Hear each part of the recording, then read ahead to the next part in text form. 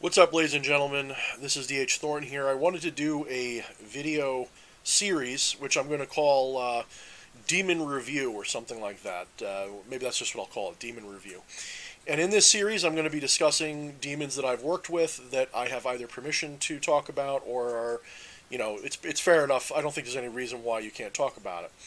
So I'm not going to talk about all of them, but I'm going to talk about the ones that I think will be interesting for people. Some of them I haven't had as much experience with. Some of them my experience is outdated. So as I get them, I'm going to be doing a review of them. So this first video review is going to be on Nyarlathotep. Now, Nyarlathotep, if you are at all interested in horror, you know who H.P. Lovecraft is, and therefore there's a good chance you've heard of Nyarlathotep. And a lot of people say it Nyarlathotep, and I've said it like that too. It's kind of a goof. And you're probably, if you haven't already turned off the video, which some of you might have, because some people don't respect people who work with those kind of entities, because they are fictional, so to speak. Let me continue by saying you probably have a complete misunderstanding of what we're doing here. Nyarlathotep is, to many people, very likely an entity that was channeled by H.P. Lovecraft during his dreams, okay, that he channeled and gave form in the form of poetry and stories. And Nyarlathotep is not an Egyptian god. It's got no basis in history at all whatsoever. However, it was a very real and visceral entity for Lovecraft, even though he didn't believe in gods and ghosts and demons and all that. It affected him. He had said himself that it affected him in a very profound way. And a lot of people who are fans of Lovecraft, who are fans of his fiction, who are fans of the mystique, because you have to understand, everything Lovecraft did had a very big effect in shaping horror culture ever since. It's been in there ever since. If you like Clive Barker, if you like Army of Darkness, it's all in there. Hellraiser, it's all there. Okay, little pieces of it are all there. Cosmic horror is a fantastic subject, and it speaks to us on a primal level of spiritual, emotional, imaginary terror and understanding it shouldn't be overlooked. And I do believe that, well, partially I believe because of my experiences, but I do believe Lovecraft was interacting with something that he called this name, that he gave this imagery for, that was suggested to him, I'm sure, by the entity itself. Now, what this entity actually is it some other entity in disguise? Is it Lucifer? Is it, Satan?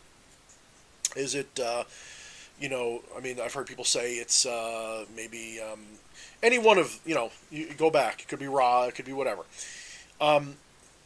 That doesn't really matter to me right now. What matters is when you invoke this entity, when you conjure it, if you are of the right, we'll say, calling to do so, it comes. And I was called to summon him. I didn't just pick up a book one day and say, oh, let's try this.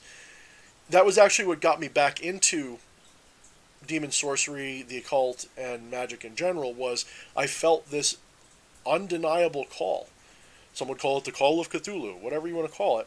I was called to interact with these beings, the outer gods, you could call them, which includes Azathoth, Nyarlathotep, Shub-Niggurath, Cthulhu, and some others.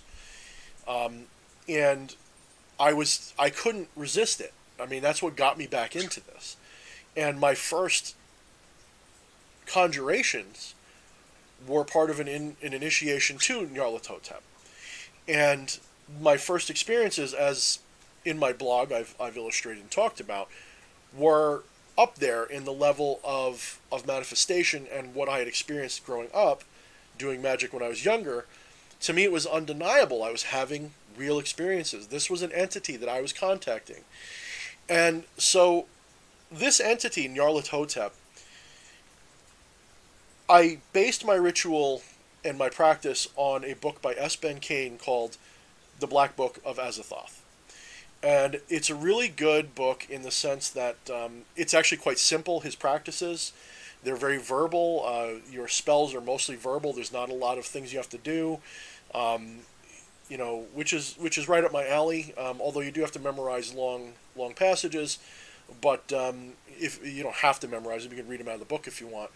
Um, but the point is that it's pretty simple stuff. It's not very complicated. Anyone can pick this book up and use it right away, so long as you understand how to work energy. And he talks about that in his book. It's actually a very good book. It costs a bit of money. It's about $100 for this book, so you have to really want to do it to do it. But my personal opinion is you don't need this book to do this. Just like any other demon, if it's real to you and you can get a hold of it, it's going to come. You can use you can use a soda can and all right, that's a joke, but you can use pretty much anything. Okay, so long as you're using something. You could use a soda can really, but I'm saying you could use anything, and so long as your energy is right and your mind is right, you can make this happen. So what is Nyarlathotep? I don't know if it's an entity or an egregore. I really don't know. All I know is that its presence is utterly creepy. And by creepy, I mean it's that kind of creepy feeling you get when you're walking up the stairs alone at night in the dark and you feel like something's following you. It's the kind of creepy you get when you're out in the dark in the woods, in a part of the woods that you don't feel comfortable in, and you just feel like you're being watched and there's something there. It's the kind of entity, it's the kind of fear, the kind of creepiness that you get when it's just like there's no rational reason for it. You just got the heebie-jeebies. And I don't feel that very often. I don't say I'm immune to fear, I'm definitely not. But I don't get scared of things. Like, I don't sit there and go, oh, it's creepy. That's not how I operate. So for me to say it creeps me out, that means it's doing something to me. It means it's doing something to me. And Nyarlathotep has a very creepy feeling to him. He's got a very, I don't want to say bad. If you're working with him and he's calling you, it's not going to feel bad, but you're definitely going to feel a little creeped out. And then what follows that, when you're working with him, especially when you have you complete your initiation with him and you're part of his whatever, when you're part of the pattern for him, you feel this upwelling of like, I got nothing to be afraid of now. Like it's very empowering because it's kind of like if you were a little kid and somebody dared you to spend the night in the graveyard. It's kind of like that, and you come back like, I'm a badass now. So working with Nyarlathotep is definitely a little creepy. Now Nyarlathotep hasn't spoken to me.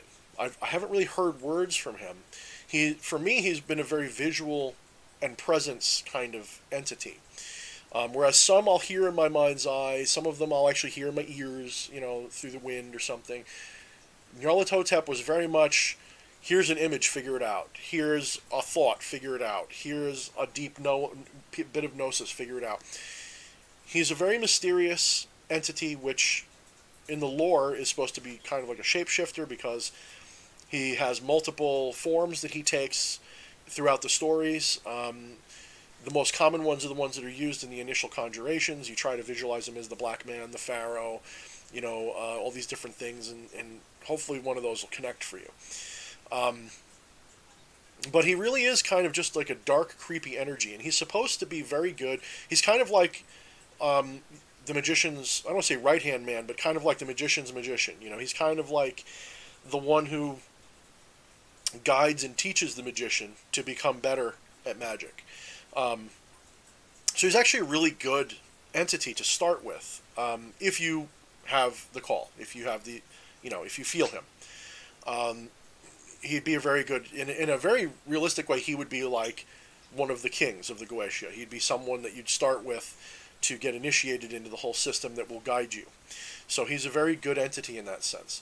My own gnosis from him is still going on. It's still, I've kind of shelved him a little bit because I feel like my call for him and the outer gods is kind of, like a moon waxing and waning. Well, it's waning right now. I don't feel a very strong pull to Lovecraft or these entities. And I don't know if I'll complete every stage of initiation with them and end up working with them exclusively. I don't know if that's really what I'm going to do.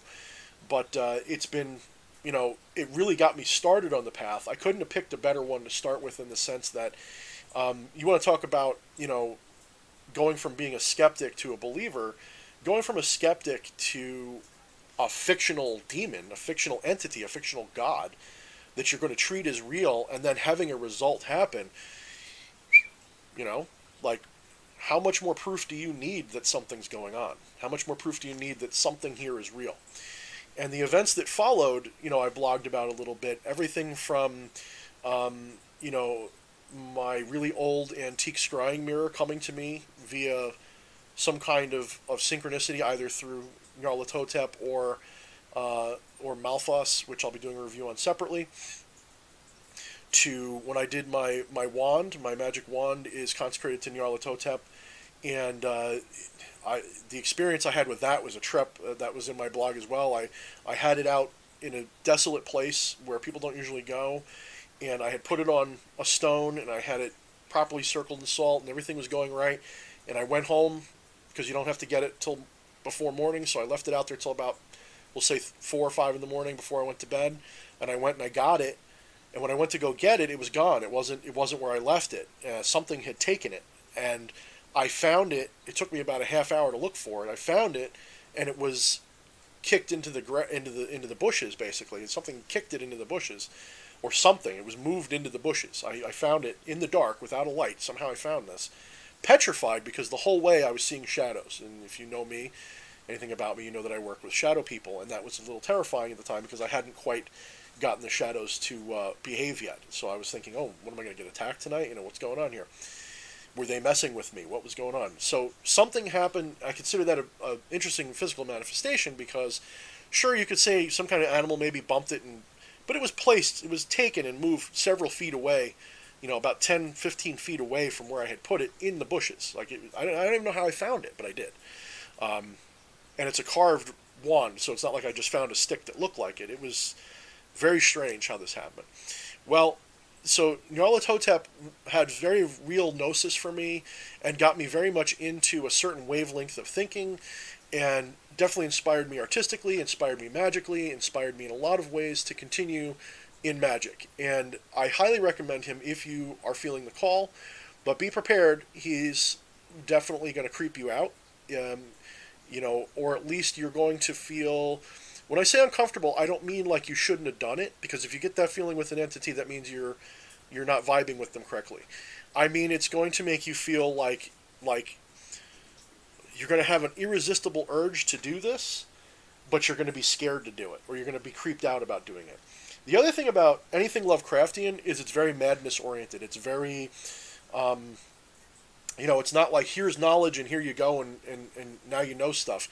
You're going to feel like you're cracking up a little bit, especially during periods of rapture and gnosis. My final night of initiation with Nyarlathotep was, I'm going to say, about 2 hours of pure insanity for me. There's a picture on my blog of my eyes at the time, and they were all bloodshot, and it looks like I was crying and stoned, but I wasn't. I was just in this deep state of rapture, and I was driving like I was just a demon. Like, I think maybe I was actually, I'm pretty sure I was partially channeling or invoking him. He was in me at that point, I think. And the rapture was like we were sharing it 50-50, and the rapture was just, it was maddening. I came home stunned. I came home as a different person. My wife can tell you that I looked like I had seen a ghost. And for the time that I was doing this, I was like, you have to read my blog. That's the only way I can put it. You have to read my blog to see what I was thinking. But it was all kinds of, I don't want to say homicidal, but definitely like I wasn't human for a little while. It was definitely a weird feeling. So Nyarlathotep, very, very interesting entity. Very deep knowledge, very mysterious, very creepy, very, very bugs and tentacles, very, very, very mysterious and interesting. I recommend him, but only to those with a strong intellect and those who can pull themselves away from things like this, because if you go really deep into him, it might drive you a little crazy, and you might stay there. Even S. Benkane said that this is a current that you're not supposed to linger in forever. You're supposed to dip into it when you need it and then come back out. And that's kind of what I've done. I dipped into it. I got my experience, and now I've pulled out, and I'm going into others that are a little bit less warping. However, Nyarlathotep I still work with, I still will work with. I probably should do something with him again soon, probably in the beginning of the year when I have more time. So you may hear more about him in the future. Anyway, that's the first video in my series of Demon in Review. I hope you guys get something out of it. Next one will probably be about Malphas, which hopefully will be interesting. Thanks, guys.